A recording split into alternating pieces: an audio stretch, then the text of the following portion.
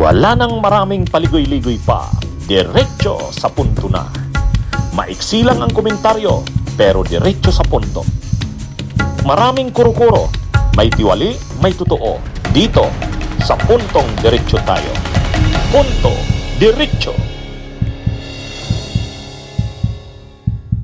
Sa nangyayari ngayon, parang lumalabas na isahan si dating PNP Chief General Nicolas Torre. Bakit natin nasabing parang lumalabas na isahan? Sinong nakaisa sa kanya? Si Torre na rin ang nagsabi. In-interview si Torre nila Cheryl Cosim. Tinanong siya, anong masasabi niya sa panunumpa na ni PNP Chief? Ngayon ay 4-star na yung rank na si General Nartatis. Ang sagot ni Torre, ayaw niya na daw munang mag-comment sa bagay na yan.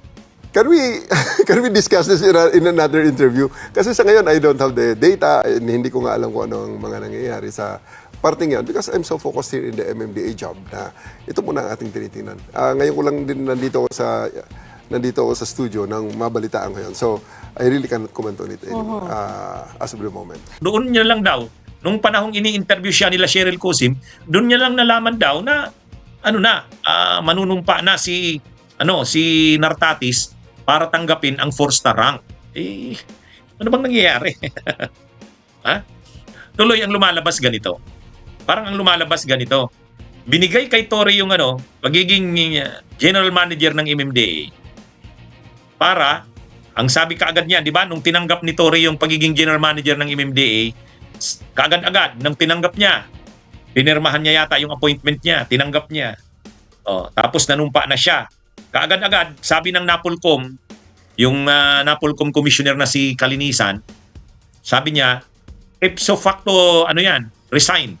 Ibig sabihin, yung pagtanggap mo ng pagiging general manager ng MMDA, ipso facto, resign ka na bilang PNP, resign ka na sa PNP. Kaya yung 4-star rank mo, wala na yon. Parang inano mo na yon, give up mo na yon. Kay Torre, para sa kanya, hindi. Hindi yun ang pagkakaunawa ko. Parang, kaya di ba kumukontra pa si Torre? Sabi niya, hindi naman ako pumirma ng retirement. Wala akong optional retirement pinirmahan. Pero wala na rin nagawa yung mga sinabi niya. Sabi ni Yussi Claire Castro, okay na. Natanggap na ni General Torre na yung optional retirement niya. Matatanggap niya yung full benefits bilang 4-star general. Samantala, si General Nartatis ay magiging na ring full-fledged na PNP chief. Hindi na lang acting. At matatanggap niya na yung 4-star rank. Parang natapos na lahat. Ang problema, ito na nga, kahapon lang yan Nung mismong araw na nanunumpa si Nartatis, si General Nartatis doon mismo kay PBBM sa Malacanang, habang nanunumpa siya doon, ini-interview naman si Torre.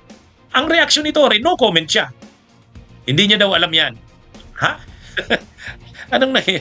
Parang naisahan si Torre. Para kasi kay Torre ganito, may term siyang ginagamit, yung secondment. Na pwede naman kasi na PNP, ka pa rin, 4-star general rank, at the same time, nandun ka sa MMDA na general manager. Pero, yung pagiging general manager mo ng MMDA, parang secondment nga, ibig sabihin, inassign ka doon, PNP ka, 4-star general, inassign doon yung trabaho mo.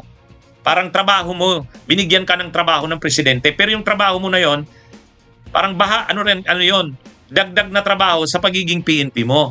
So, pero hindi ka inaalis sa PNP. Ang tawag nga doon, secondment. Ngayon, ini-invoke ni Torre na mayroong ganon. Mayroong mga ganong arrangements na sa civil service law na pwedeng ang isang official nasa PNP pero na-assign sa iba. Kumbaga, legal yon, hindi illegal yon. Ibig sabihin, hindi ka nagre-retire, hindi ka nagre-resign doon sa posisyon mo, sa original mo, sa mother agency mo or mother department. Yun ang gusto ni Torre. Parang ang gusto ni Torre, yung pagiging MMDA niya ay secondment sa kanya yon. Ang problema, ang intensyon ng presidente, parang hindi ganun. Ang intensyon ng presidente, talagang ilagay na siya doon sa MMDA, general manager. Dahil general manager na siya doon, resign na siya. Resign na siya sa PNP. Kaya dapat, para maging legal ang lahat, permahan niya na yung optional retirement. Kaya lang parang hindi matanggap ni Torre, parang naisan siya. Pero sa totoo lang, dapat, di ba, nasabi ko na itong minsan, tanggapin na ni Torre, tapos na ang lahat. Ano pa bang hinahabol niya dyan sa PNP? Hindi na siya dyan makakabalik bilang PNP chief. Hindi na yung makakabalik. Anong ibig niyang sabihin? Sa kanya yung 4-star rank? 4-star rank sa kanya, nasa kanya pa rin hanggang sa mag-retire siya?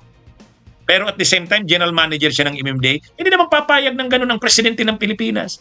Kasi ang gusto rin ng presidente ng Pilipinas, masolve na yung problema na yun sa PNP. Kasi magre-retire na rin si Nartatis eh. Kawawa naman. Kumbaga, kailan pa ba yan? August? August ba yon?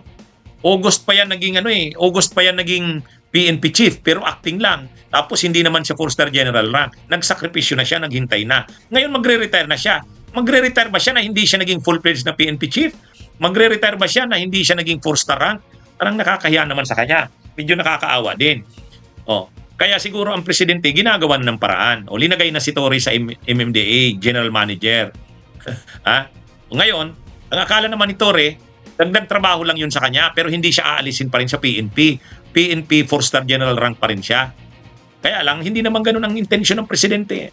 Anong gagawin niya ngayon? Susuwayin niya yung gusto ng presidente? Kung may plano siyang kumandidato sa 2028 sa ilalim ng administrasyon, dapat ipakita niya ngayon na hindi niya sinusuway ang presidente. Kung gusto niyang maging kandidato, senador man yan, o vice-presidente o presidente. Pangalawa, kailangan niya ang support ng PNP organization. Kung magmamatigas siya, kakandidato siya sa 2028, kailangan niya ang suporta ng PNP organization. Kahit si Nartatis, kailangan niya ang support niyan. Kaya dapat, magmubuo na lang. Huwag na siyang magmatigas. Paulit-ulit siya niya na hindi naman daw siya nag-file ng optional retirement. Tapos ngayon naman, hinihinga ng comment siya, no comment daw siya, hindi niya daw alam yan. Hindi niya alam. Parang medyo nga talaga may sama ng loob si Torre. Hanggang ngayon, hindi pa rin natutunawan. At ngayon, lumalabas pa, naisahan siya. Parang naisahan siya. Ibig sabihin, hindi buo-buo yung pagkakaunawa niya ng pagkakatalaga sa kanya bilang MMDA General Manager. Ang akala niya, secondment. Ay, hindi. Ano talaga yun? Talagang full-fledged na siya dyan na General Manager. Hindi lang yan secondment. Anyway, abangan na lang natin. Siguro naman, wala naman siyang magagawa na. Tanggapin niya na lang yan. Bunyog, bunyog, halikan na kasama ka. Bunyog, kapag buklod ay may pag-asa. Luzon, Visayas, Mindanao, isa ang pananaw. Sa bagong Pilipinas ang bunyog isisigaw.